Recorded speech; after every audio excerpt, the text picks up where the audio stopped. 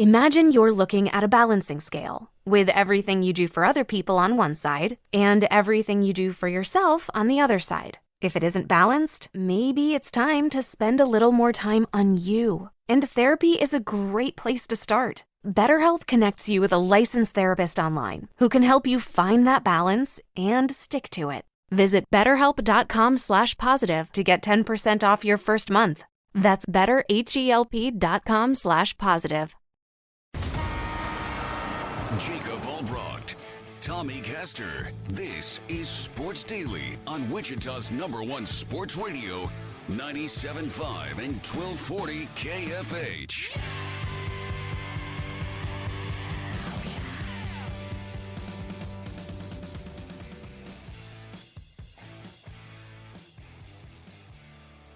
All right, welcome in, everybody. Sports Daily on a Monday, following Mother's Day. It's Jacob Albrocht, it's Tommy Castor, Max Power in for Jad this week. Glad to have Max here on board, taking your calls to the IHOP hotline at 869-1240. We have all kinds of fun stuff coming up for you today as we make our way back through the holiday weekend. We've got a Game 7 to talk about that, well, is good for a little while, and then we'll get into it. It was something, certainly. All kinds of stuff in that world. We have realignment conversations happening as we speak. Apparently, we have Wichita State softball and baseball to get back through, and much, much more. Tommy, how are you? I'm good. Glad to be here on a Monday. I hope you had a great Mother's Day with your beautiful wife and your kids. And I certainly did, and glad to be back here on a Monday. Our Mother's Day was spent putting out fires at the stores, at the businesses, but we got it done. That hopefully I was able to handle most of that. We got a little brunch in. Got to have a little Good. brunch. Love that. So did we. Got to have a little brunch, and then let's see, what else did we do? They watched a movie. It was pretty anticlimactic. It was not like the storybook. Didn't go quite as expected. And then I'm sitting here today, Tommy. I got to get blood work done, which means I got to fast. And for some reason, and I don't know, because this was 6 months ago, I decided it'd be a better idea to do this after the radio show. So I'm running on only water since about, I don't know, like 10 o'clock last night. So if I pass out on the air, I've got the metabolism of like a hummingbird. So I got to eat a lot most of the time, Yeah. but this could go poorly if I just trail off and you guys lose me. If you just kind of start to nod off in the middle of a sentence. Yeah. No, I've always thought, though, that the meal that you eat like immediately following blood work when you've been fasting is the greatest thing in the world. Like, you just go to town. You feel so good about it. Like, I've always enjoyed that. Like, it's that anticipation that you're waiting for. This is like for cholesterol too, like, because I've been spending 6 months, like I have high cholesterol, and so I'm stubborn, and I'm like, well, I can get that down on my own. So I've spent 6 months trying to do that. So this is even a post blood draw, try to eat healthy for 6 months meal. So I am looking forward to whatever that ends up being. Like I don't a know triple what it'll be. bacon cheeseburger, maybe like a greasy pepperoni pizza. Like, just have that. Like, go to town. Yeah, that sounds awesome. Yeah, that does sound good. But I hope everybody had a great Mother's Day weekend. Mother's Day is awesome because moms are awesome, and I hope everybody was able to celebrate wives, moms, all that good stuff as we did. Again, the IHOP hotline is 869-1240. You can find us on our stream as well now, so we are available for you video-wise on Facebook, on YouTube, just to the KFH pages, and then on Twitter, you can follow us at Sports Daily. So lots of different ways we can do that and get in touch with you. It is a Monday, Tommy, which means we will be reacting mostly to what we saw over the weekend, and the most, high-profile, big-ticket item from the weekend was a Game 7 that we got, and it was not very much of one. It was not very good at all, in fact. It was okay for a half, and then Philadelphia scores 10 points in the third quarter, gets outscored by 23 after halftime, and gets housed 112-88.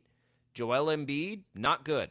Jason Tatum, very good. 51 points, 13 rebounds for Tatum.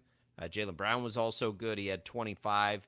The Celtics flex and probably reinsert themselves as one of the favorites here, and I'll check the odds as we're talking to see. I'm curious. I bet they jumped up to number 2 in the marketplace now that we're into this thing. And no, they actually passed Denver, Tommy. Wow. They Okay. passed Denver. Everybody's plus money, which is really interesting. So the Celtics are at plus 110, Denver's at plus 240, Lakers at plus 300, and you can get 12-1 on the Heat. That surprises me. And here we go again with Denver. Boston needed game 7. Denver rolls through Phoenix. And, man, I'm really surprised to see that this morning. I don't think I would bet Boston there. I would definitely take the field, but I might take Denver or the Lakers over Boston. But, man, they look good in game 7. Yeah, they did. Jason Tatum was incredible. I've been critical of Joe Mazzulla in this series. I felt like there were a couple of different games that Doc Rivers was out coaching him.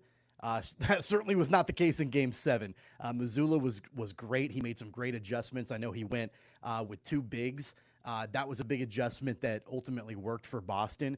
And like I mentioned before, and you mentioned it also, Jason Tatum was phenomenal, dropping over 50 points in a deciding Game 7. He was fantastic. I'm not sure if there are any more superlatives that you can say in regards to Jason Tatum, because he was great and he led the Celtics to victory. And I think that the way that you described it is absolutely correct. The Celtics flexed in that Game 7. They showed why they've been the favorites in the East all season long. And you know what? I don't know. I think it's kind of a two-headed monster here, because not only were the Celtics incredible, the Sixers were like equally as bad. Doc Rivers' coaching was horrendous. That guy is terrible in Game 7s. It's like surprising that it's even gotten to that point in his career. And then Joel Embiid and James Harden both were really, really bad. And so I think as impressive as it was for the Celtics, I think it might be equally as disappointing for the Sixers. Yeah, I agree with that. I agree with that because it takes me into this, and this is what I'm thinking about. Like, Joel Embiid's your MVP of the league. He goes 15-8 on 5 of 18 shooting. How does Joel Embiid go number 1 as a center, 5 of 18 from the field? Like, how does that even happen? I mean, I don't think he's clearly 100%. I mean, I feel like watching him come back, he looked a little labored at times, looked gassed in that game. So I don't know if it's the injury quite as much as it is just getting back into game form. You know what I mean? But still, it wasn't a good showing at all by Embiid. And then for James Harden, who we talked about this being so much of a legacy series, was not good at all. 9, 6, and 7. He passed the ball pretty well, but 3 of 11 from the field. Their stars just didn't show up. And so is that a Doc Rivers thing? I don't know, but your 2 best players didn't play very well. And it makes me wonder with Embiid, as we've seen, we see Tatum on the other side go for 51, and we've seen Jokic do crazy things in this postseason. And yes, I was fine with Embiid and in the camp of Embiid getting, MVP of the league. But it does make me wonder, like, he is still sort of a unicorn the way he plays. I mean, Jokic is a big dude, but they play different ways. And I just wonder, like, Embiid's the MVP, but, like, if you had to, like, take a guy to build around, like, where would he fall on that list, right? Because I don't know that it's still super high. He's an interesting player because he almost has to be paired with somebody. And the Harden experiment didn't quite get him over the finish line here. I mean, look, they went to a Game 7 here and had Boston the prohibitive favorite on the rope. So let's not pretend like it was a colossal failure for Philadelphia. I don't think it was that. It was a failure in Game 7 at home. I wish they, sorry, not at home. To get to Game 7 on the road, they won a bit. They won some big games in this postseason, but I just wonder, like, Embiid and his style of play, like, where would he go? Like, not in an MVP vote, because I don't have a problem with that, but in a I'm gonna start my team with this guy vote.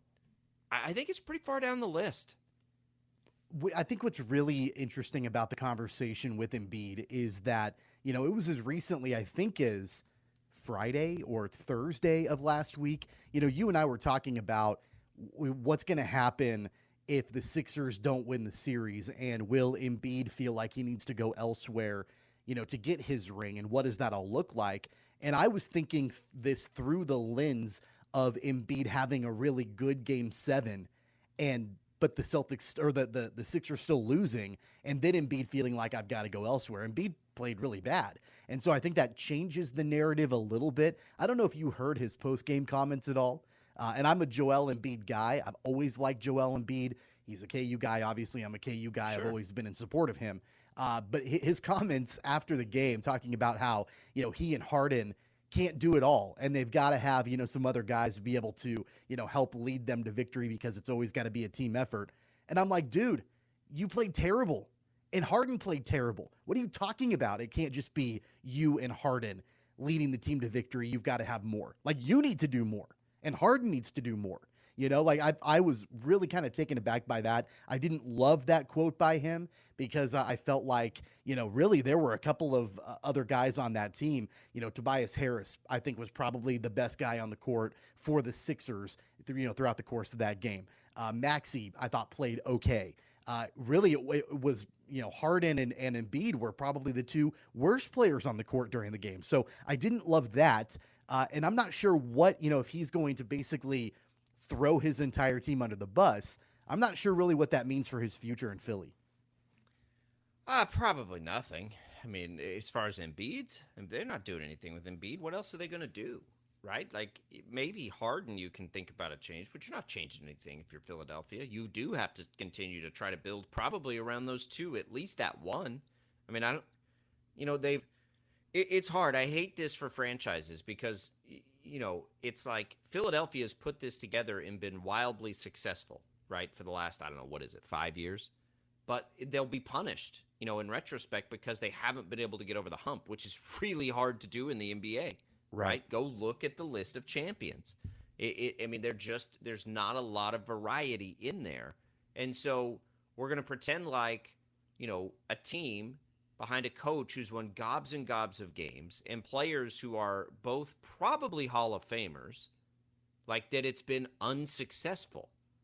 And it's not that it's unsuccessful, not that Harden's been there for a long time, he hasn't, but Joel Embiid has. But it's not been unsuccessful. I don't think it's anything, like it's frustrating to not be able to get over the edge, but like, what's the alternative? Would you rather be Portland? Would you rather be, I don't know, like, is being a 3 seed and competitive for a long time? Like it's this weird thing we do in sports where is it championship or bust? And we like to say that, but that's not realistic. That's not fair. Well, I mean, come on, like every organization is going to say that the objective is championships, right? And well, sure. So if you're working towards that consistently, I think that one thing to keep in mind with a franchise like Philly, to an extent, Phoenix did this over the weekend. I think that like Phoenix felt like they had gone as far as they could go with the leadership under Monty Williams. So they let Monty Williams go. Williams is a good coach. He'll land somewhere else. But I think they felt like they had reached the peak of, however far Monty Williams could take them and potentially the way the roster is constructed. It's kind of the same way I would think, maybe not quite to that level, but the same way I would think with Philly, right? Where, has Doc Rivers taken them as far as he can take them? The way that the roster is built up, currently, how far can realistically they go? And so I think those are conversations that wouldn't surprise me if Doc Rivers is done. I think he's shown that because that's about the only thing you can do left, right? Like if you're that, like you can't do a whole lot else other than make a change there to try and get more to get to that next step. And that's, and that sometimes that happens. And I get that. Like if it's not going to work with Doc Rivers, like you can't blow up the roster because at that point, what's the alternative, right? Look at Oklahoma City when they finally had to just implode. Like it takes a long time potentially to get back to where you're at right now. So I don't know that you can, go wholesale on it. Now, if it's clearly not working, that's one thing. Like Brooklyn, that was not going to work. Okay, and so they made some quick decisions on that, and Durant's gone, and Harden's with Philadelphia, and all the changes that they made. That's a different situation. Philadelphia doesn't feel like a no chance this will never work type of situation. I think you get a couple of role players and you probably are going to have to make a change at coach. And yeah, I still think Philadelphia could win a title. You're taking a lot of risk in Embiid's health, but like it's just wild today because I see it all over the place. I saw it and heard it, last night. Like Philadelphia is just this massive, colossal disappointment. And like, no, they lost a game 7 on the road to the favorite to win the title. Like that's not a colossal disappointment. They I also went wonder exactly as far as they should have. I also wonder, is it a bigger risk to lean on Joel Embiid and his health, or is it a bigger risk to lean on James Harden and his consistency? Like those are kind of the two questions. Like I don't know. And honestly, I think Embiid, when healthy, I mean, clearly he's an MVP, right? Harden, I think had a massive opportunity, and you and I have talked about it at length, had a massive opportunity to help his legacy out by coming into Philly and getting them over the hump and getting them to, potentially an Eastern Conference Finals and maybe even an NBA final. And when it mattered most in a game 7, Harden wasn't good. And so I don't know if that, I think one of the worst things you can do is you take one game, even if it's a crucial deciding game 7, and then you apply it to an overall narrative about a guy's career. But in this case, I think Harden had the chance to really show everybody, hey, this was the right move for Philly to bring me in, because with me and Embiid and the role players around us, we can take this team to the finals. He wasn't able to get it done. Yeah, and it's, I have to be careful myself with the NBA because it's defended and coached at a level that goes, I think, beyond basic comprehension.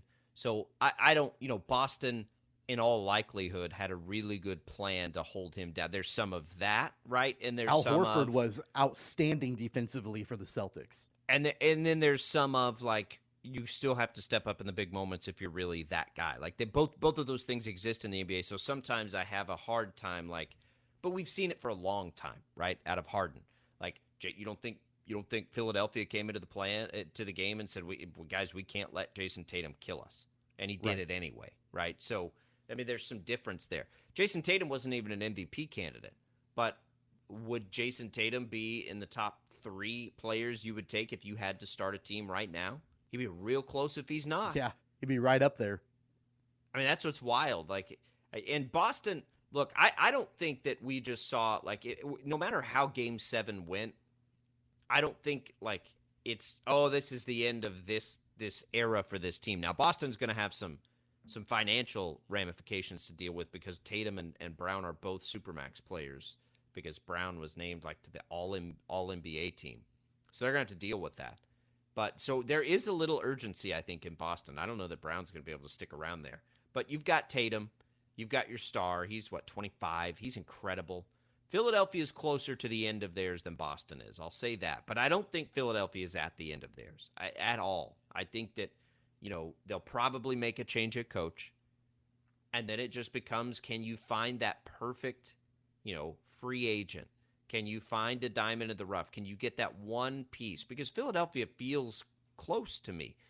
Everybody laughed at the James Harden thing, but I think it's gone pretty well. Harden is a good fit with Embiid, I think.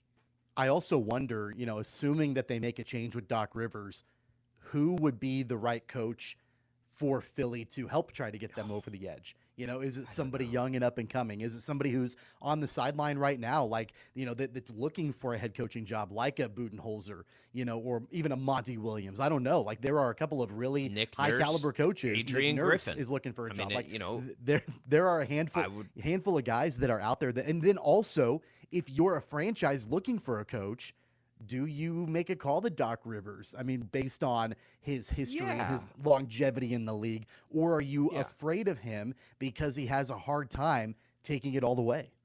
I'm not hiring Doc Rivers if I'm Phoenix or Milwaukee, but if I'm a young team that needs somebody there to help grow, I would absolutely hire Doc Rivers. But not if I'm on the precipice of a championship, right? Not where these teams are. Adrian Griffin's name, the Wichita native, becomes very interesting. We know that he was the leader for the job in Toronto, where he's been an assistant. We've heard that Milwaukee has interest.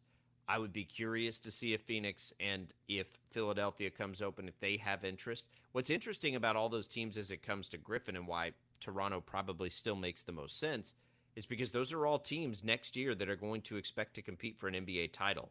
I would think that makes it a little tougher for Griffin, right? Because he hasn't had the head coaching job before.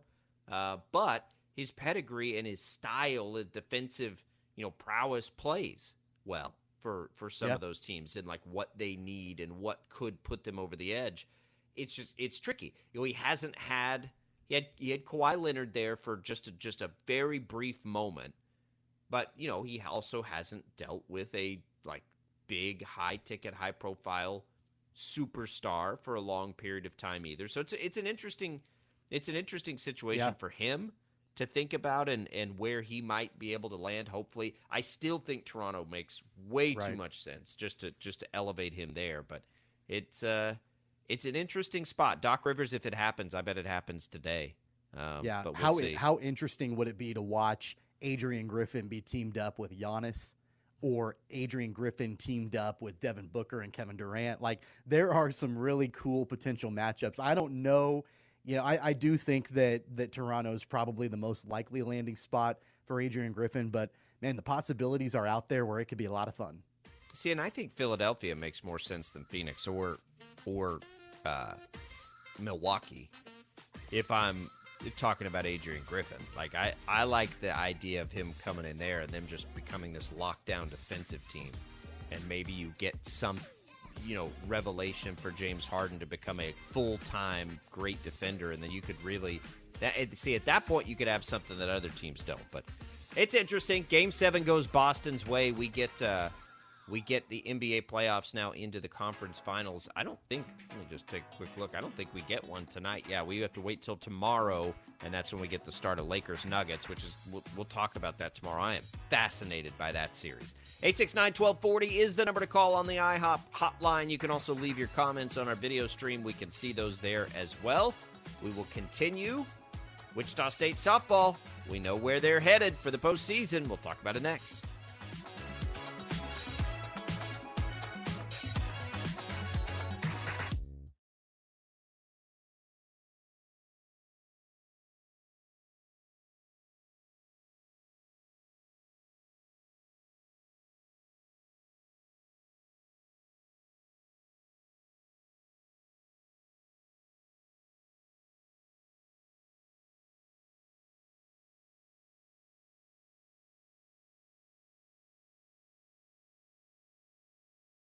Yo, I haven't got all day. 869-1240. Time to get busy. This is Sports Daily on KFH.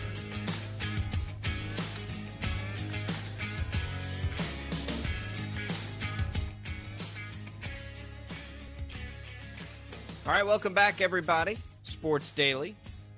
It's all Brockton Caster. We got Wichita State softball and a at-large bid for the 2023 NCAA tournament. Very good to see them back in the postseason. Certainly, I think, Tommy, not where we expected things to go in the conference tournament with a loss to Tulsa. That stunned us. That definitely stunned us. But that's where we are. Now the Shocker softball team goes to Stillwater, and they will take on first Nebraska. And Oklahoma State, certainly the other team. Wichita State has a couple wins over them this year. I think all things considered, this is, if they weren't going to host, which kind of went off the table here with a couple late stumbles late in the year, this is pretty good. This is what you wanted. You wanted Stillwater. And so, all things considered, I think things will be all right. Yeah, honestly, I like the draw. I think it's about as good as you could have hoped for after stumbling in the American tournament against Tulsa. The Shockers have shown that they can beat Oklahoma State. They've done it a couple different times this season, right? Nebraska, they can beat Nebraska. They have beaten Nebraska. So I like the draw overall. Of course, you would have loved to have a home regional. I think they came up just a little bit short, although I don't even know if they had won the conference tournament, if we'd be talking about the potential of them hosting or not. Regardless of that, I think it's a good draw because ultimately they could have ended up in the Norman regional, and that would have been a lot more difficult for them. So I like this draw. I like their path to a super regional. They could potentially play Arkansas in a super regional. They've beaten Arkansas this season. So I like the overall path for them. We just need to see consistency out of them in their pitching, and I think that we'll be talking about them hopefully going to a super regional. Yeah, I agree. And here's what I don't like, though, that they've scored 2 runs in their last 2 games against Kansas and Tulsa. And that, that's what has them here now, 2 losses in a row. The momentum heading into the postseason is not there. And that's a really interesting dynamic because it's always there, right? Like they have so much swag and they very rarely lose and all these things. But all of a sudden you enter a postseason and it's like, okay, well, we're coming off of back-to-back losses, which I don't know that they had. Is that the first time they had back-to-back losses? I'm going to check this real quick. I think so. Yeah. So the only time they've had they had one very early in the year, Texas State and San Diego State, like very, very early in the year. So since February 12th or 16th or whatever it is, Wichita State has not lost back-to-back games. They very rarely lost any games, but yet here they come into the postseason with back-to-back losses. And let's be real, Tulsa, no disrespect to them, that's just not a game you need to be losing. Especially, on a neutral field situation, that kind of thing. So they've got to get it together offensively because the pitching has been great, right? The pitching has been good even in those games. The pitching, Tommy, hasn't given up more than 2 runs since April 16th in the finale loss against Houston there. For 3, 4, 5, 6, 7, 8, 9 games now, it's been 2 or fewer runs. And so that's what's got to be, that's what's got to be there. We know that. But the offense also has to pick it up. They've scored 4 runs in those 2 losses. That's what's been so sort of shocking, for lack of a better term, is where'd the offense go all of a sudden? Yeah. Yeah, and on top of that, too, they really hadn't had much of an issue with Tulsa throughout the regular season. But for whatever reason, in the conference tournament, they could not get the bats going at all. And that's what led them to getting down in that tournament. Conference tournaments are weird, especially when you're not playing for your postseason life. But, they had to think that they still had a chance to host a regional. So it's not like they didn't have anything to play for. They certainly did. Not that they would have to have that anyway. But, we'll see. I mean, hopefully, Tommy, in a week, we won't even remember the conference tournament or care about it because they've had a really nice regional. And so we go to Stillwater. That's a place they're comfortable with. No big deal, right? No big problem. They've won in Stillwater. They've beaten Oklahoma State in Stillwater. And they've beaten Oklahoma State twice. So that part of it, they'll be fine. It's just you got to go. I'm more worried, honestly, at the moment right now, Tommy, I'm more worried about Nebraska because it's like, we got to get it together here because this is going to be a postseason caliber team. Like, don't worry yet about Oklahoma State. Let's worry first about Nebraska and getting things back on track before that. Yeah, I mean, obviously you can't look ahead, right? You have to go after the opponent that's right in front of you. That being said, objectively, just looking at the statistics throughout the year, Shocker softball is a better overall program than Nebraska, right? Oh, sure. That being said, the momentum is not there for Wichita State right this second, at least offensively. So, I don't know if you can just chalk up the regular season finale and the opening round of the conference tournament as fluky, and the bats will come around. Once you get into the regional, I don't know if you can chalk it up to that or not, or if we're looking at potentially a concerning trend. I don't know. I'm not sure I'm ready to go in either direction right now. No, I don't think it's. I think the the jury is still out one way or another on that. Yeah. No, I don't want to overreact like that. It's not a concerning trend. It's just that, like right now, like there's urgency in it. Like you have to fix this quickly because we think about Stillwater and we think about going there and it's like, okay, it's Oklahoma State. It's Nebraska first. Like we just lost to Tulsa on a neutral. Like you gotta, get it going. I mean, regardless, it doesn't matter what State. regional you're going to. You're going to be playing high quality teams, right? That's it what doesn't I'm matter saying. where you end up That's what I'm and where talking you're about. seated. There's a reason you're making it into the NCAA tournament. You're a good, solid program. So even though objectively, I think statistically, it just shows that Wichita State is an objectively better program than Nebraska. Doesn't mean that something wild can't happen in the regional. You got to handle your business in the opening round. All right, so we have then they'll start things on Friday They'll play at 6 o'clock, which is the second game of the two there in Stillwater. Oklahoma State, the other team in the regional is UMBC. All right, baseball. They got a series win, which was nice to see. They come back home. They get 2 wins on Saturday. They fall on Friday, but they take the series. They're not going to win the league. That's pretty much off the table now. So they, it's not completely off the table, I don't think, but it's pretty much off the table, right? And so we don't think about that as like it's a ticket. You got to win the conference tournament. You got to get in, and you got to win the conference tournament, and it's pretty much that simple, Tommy. For Wichita State, they do have one more series to go. They got to go to Orlando and play Central Florida, and I do think it matters like where they finish in the league a little bit, Tommy. Like you definitely want to see them get in and finish high in the league. And right now they're in third all by themselves. Like nothing. You don't want to see anything because UCF, by the way, is 3 games behind them in fourth.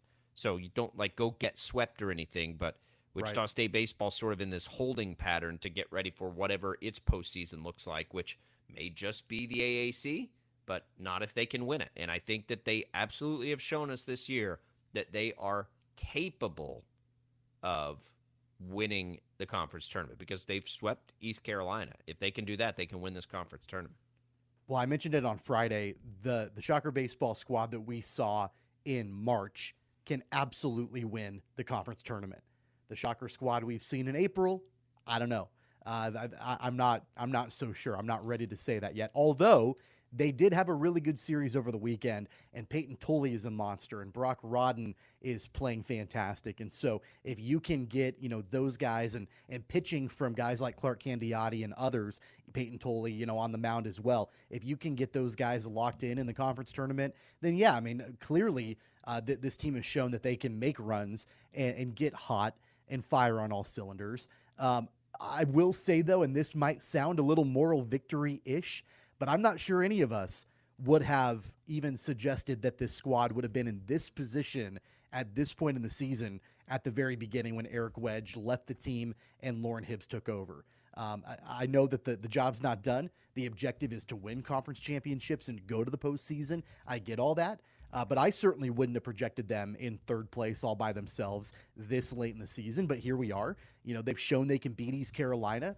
And so if you end up facing them in the conference tournament, you can beat them. You've done it before. So here we go. Let's see what ends up happening in this final regular season series in Orlando against UCF, and then get into the conference tournament, go and win that tournament, and try to make it into the postseason. Yeah, I mean, it's pretty much it. It's going to be really exciting. Like, the conference tournament for softball was like, okay, yeah, they need to win it if they want to keep. But baseball, right. That's pretty much the NCAA tournament starts on. And don't Tuesday, you kind of May like 23rd. that a little bit? You know exactly what the objective is. I do. There's not a whole lot of, I wonder what could happen if we do this. This could happen. Literally, You win the tournament, you're in. Well, I like you it don't win when the tournament, you're out. I like it when you think that you've actually got a shot to win it, right? Right. Like I don't like it as much when it's like you stink and you got to get. No, this feels like something that if they play their best version of baseball, that they could get through. So yes, I do like it because I think they're capable of winning it. 869-1240 is that number to call. It's all Brockton Caster. That's the IHOP hotline. It was a weekend of baseball. The Texas Rangers just keep on winning. Here we go. I don't want to alarm anybody or overreact. To anybody's whatever you're watching in baseball. But selfishly here, this has been quite a baseball season, Tommy. Here for me, who hasn't had one in a while because the Royals can't figure it out. And my Rangers just, hopefully are done with this rebuild now. Yeah, I mean, literally, they're playing better than I think they have, in maybe a decade? It's been a long time, right? Since the Rangers have had a start to a season this good. I mean, 10 games over 500 through the first 40. I mean, you'll take that, right? And especially in a division where you're, going against the Astros and you've got Mike Trout and Shohei Ohtani in your division. Seattle's the really Mariners good. are upstarts. Yeah, I mean, come on now. Like it seems like the investments that the Rangers have made are starting to pay off finally. So here I bring it up because we got $100 on them to win. My dad wanted to do that for the kids and like this college fund and all this stuff, and it was like at 50 to 1 odds. So, You can do the math. 5,000. Bet $100 bet. They're offering me 107.36. Tommy over at BetMGM. They're getting scared. Cash it out, baby. They're Cash it getting out. scared. They're shaking. I don't blame them. I don't blame them. Here we go. By the way, did you see this?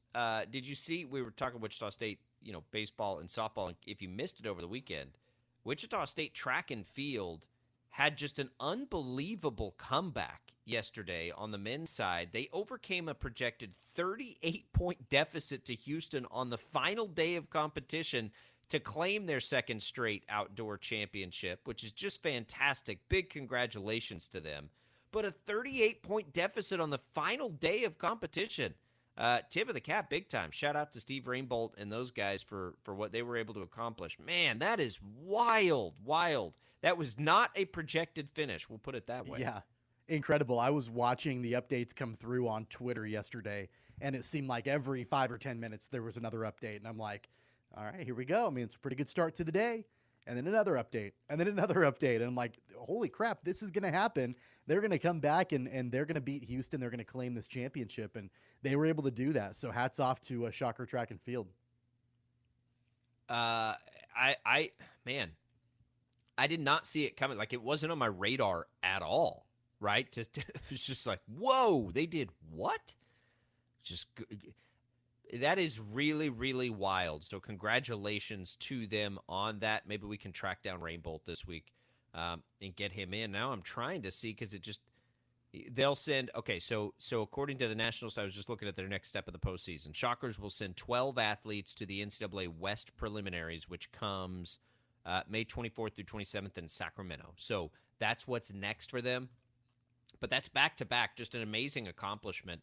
And, as big as track and field is here, and with renovations coming to Cessna Stadium, which were sort of Kevin Saul to the media last week, not here, but, in a Zoom call, sort of laid out the roadmap. And they'll begin those renovations, like, right away. As soon as the high school meet finishes this year, they'll do a phase of that construction.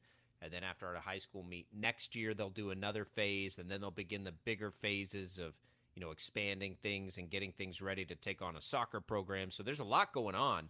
But, the program itself is very healthy right now. The women, by the way, finished 7th at this meet was out at USF for the conference. But could you imagine? Like, look at the team picture. You can see it. You can either go to Go Shockers or whatever and just look at the team picture of the guys holding up those championship trophies. I mean, could you imagine being that far back? And a comeback. And I'm not look. I'm not track and field guy. I have grown to love track and field so much more since we moved here because it is such a big deal here, and I love it. Like the high school state track meet is just a blast. But that just seems ridiculous. It's just like out of this world. Can't even believe it. So cool, and it's so much fun. I followed. Kevin Saul, and I followed him for a long time on social media, but watching him, tweet yesterday the congratulations to the track and field squad. I mean, clearly, that's a sport that, they work so hard and they're practicing nonstop. And, just the amount of effort that it takes to have that huge come from behind victory. I mean, come on now. Like, that's just incredible to watch. And so congratulations to them. All right, let's go to the IHOP hotline, I believe, Max, right? We've got Scott on the line. Scott, what's up? Good morning, guys. I'm a little perplexed with something I saw this weekend. There was a blurb that came through that said Tom Brady was going to purchase make a small ownership purchase of the Raiders. Yes. Now, let me figure something out here. I've been watching that game him play for 20 years. Didn't he already own him? Oh, there it is. Scott with a good one-liner Love that on a Monday. Yeah, he did. That's good, Scott. I like that. I needed that laugh today. That's a good one. Thank you, Scott. This Monday sucks. Can I just say that this Monday sucks? You were telling me that you've got like your phone ringing nonstop off the hook. I'm like answering emails left and right of things that are coming through. It's a busy Monday. This is not a cool Monday. I haven't eaten in a while. I have no coffee to help me get through. Like, no coffee. I think I might be more dependent on coffee than like anything in my life. And I don't drink it like all day. But like if I don't have that coffee when I wake up, it's like game over for that whole day. Like if I don't, when we're on the road and traveling, sometimes my wife makes fun of me. She's like, I'm like, I've got to find it. So I don't care if it's instant, whatever. I don't care. I got to have something. It is like whatever that is. Like I clearly have like a chemical issue here, but We have one of those in my office where I work. We have one of those like fancy coffee machines where you can pick the different drinks that you want and it'll spit it out. So during the break, I went to go get a cup of coffee and I've got the one that I really like and press the button, get the cup underneath it, and it just shoots out water, just hot water. There's nothing. I'm like, great, perfect. On a Monday, there we go. What do I expect? Is this Monday? Like, look, I am so grateful for the rain. I don't know if that's like some sign of things. Like, I love that it's raining. I love that it's been raining. We've needed it so desperately. But just like Monday it's like a drop kick in the face. Like, what did we do to deserve this Monday? I don't know. It's killing me. I just need some food and some coffee. Gotta go get my blood drawn in a little bit. What's happening? 869-1240. We appreciate it. Scott, thank you for the one-liner there. Again, the whole point of that Monday gripe was we needed that today. So that was a good one. Well played, sir. Max Power producing for us.